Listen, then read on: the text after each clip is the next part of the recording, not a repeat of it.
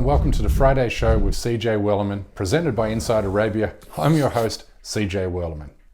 Thank you for joining us here today and every Friday for a breakdown of some of Inside Arabia's coverage and analysis on the MENA region. And please make sure to subscribe to this channel so you never miss a single episode.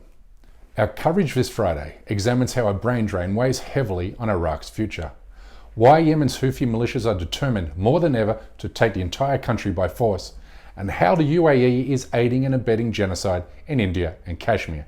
Now let's get started. We begin with Sami Moubayed's distressing look at one of the most overlooked challenges facing the reconstruction of Iraq today, namely the continued flight of educated and professional Iraqi men and women to foreign lands.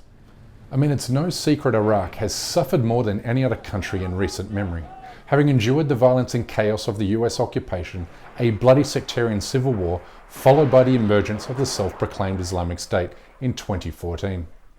Together, these tumultuous and bloody events have left the economy in ruins, with the central government incapable of meeting the basic needs of ordinary Iraqis, including their healthcare.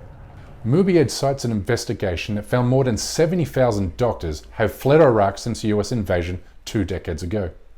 This would cripple an economically prosperous nation, let alone one still picking up the pieces after more than 2 decades of conflict and civil war.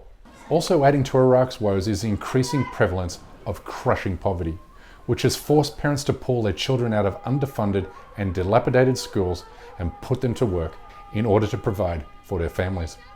And with the country bogged down in political quagmire and bedeviled by economic mismanagement, there's sadly little reason to be optimistic for Iraq's immediate future.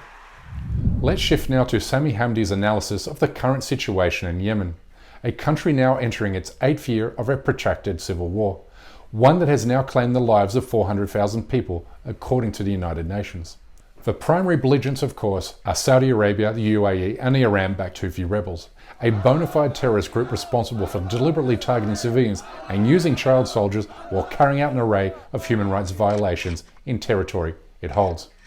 And tragically, there's little reason to believe the war will end anytime soon, given the incentives for fighting on all sides remain too high, which is why Hamdi argues that attempts to drag the Houthis back to the negotiating table are ultimately futile, since a rebel group seeks total control of the country, not a negotiated settlement.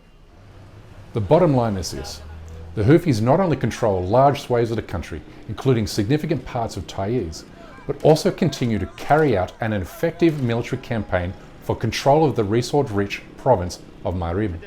Moreover, the international community has lost interest in the conflict, which in turn has undermined the legitimacy of the internationally recognized government. Notably, Hamdi argues that while the world has focused on the symptoms of war, including the catastrophic humanitarian crisis, it has overlooked the cause of the conflict, namely the relentless territorial ambition of the Houthi rebels.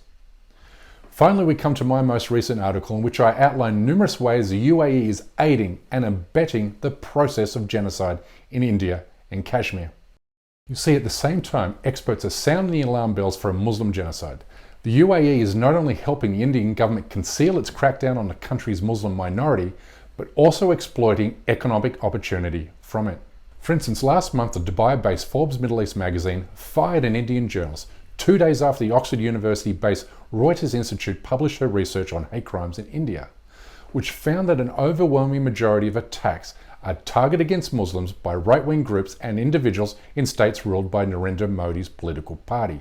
The timing of the firing is no coincidence, given the UAE has gone to extraordinary lengths to lay down diplomatic cover for the Modi regime in recent years, even shielding it from global condemnation in the aftermath of the anti-Muslim pogrom in Delhi 2 years ago, which left 51 Muslims dead.